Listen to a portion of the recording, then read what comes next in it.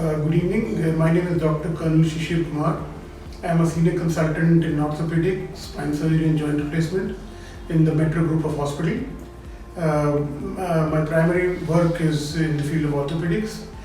Today I have come with a special educational video on the World Osteoporosis Day. This World Osteoporosis Day is celebrated every year on 20th of October. As human beings are growing older, osteoporosis is becoming a bigger and bigger problem in our society, and that is why I have taken this opportunity to make all of you aware of what osteoporosis is, what is the prevention of osteoporosis, and how, if it sets in, it can be treated.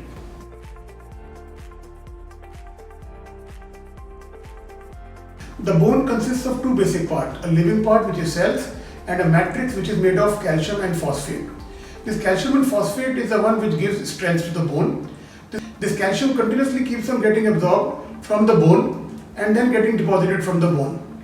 Calcium is absorbed from the intestine and requires vitamin D for going and getting deposited on the bone. So this deposition, the decrease in deposition of calcium on the bone, thereby leading to decreased bone mass and leading to bone becoming brittle, is called osteoporosis.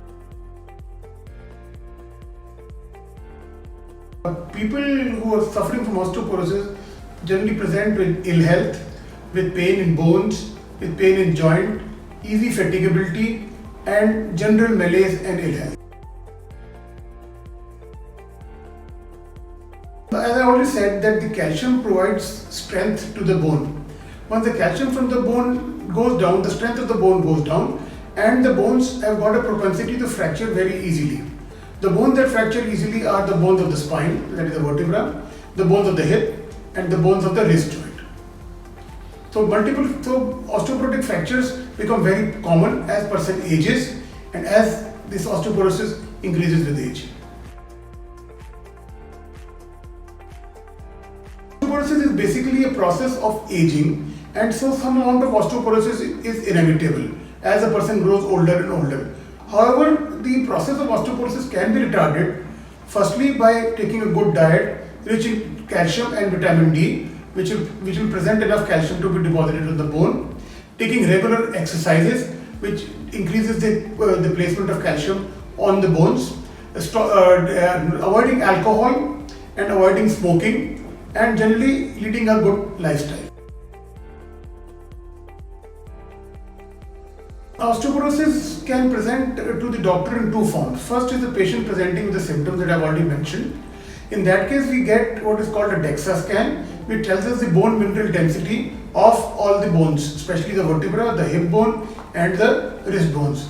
If the bone mineral density, that is a Z-score of this, comes to below minus 2.5, then we generally put them on certain treatments, certain treatment which may prevent absorption of calcium from the bone, or we also have drugs now to make sure that some calcium goes and gets deposited on the bone. However, if patients come with fractures, then we have to treat these fractures apart from treating these patients with the treatment that I have already mentioned. Patients coming with hip fractures, the hip fractures need to be operated. Either they need a fixation with the screw and rod, or they need partial replacement of the hip. Now we have got a very good treatment for fracture of the vertebra, which is called kyphoplasty. Here, as an outpatient procedure, under local anesthesia, we are able to inject cement into the bones, and this has got a dramatic relief. A patient who comes on stretcher generally goes back walking from the hospital. Wrist fractures also, if they occur, they will require some kind of surgery, either close reduction or some kind of plating. The closing message that I want to convey to people is that the most important part of preventing osteoporosis is to lead a healthy lifestyle. Regular exercises, a regular diet rich in calcium and vitamin D, cessation of smoking, moderation of alcohol, and generally a good work-life balance is the one which will retard the process of osteoporosis and prevent complications from it.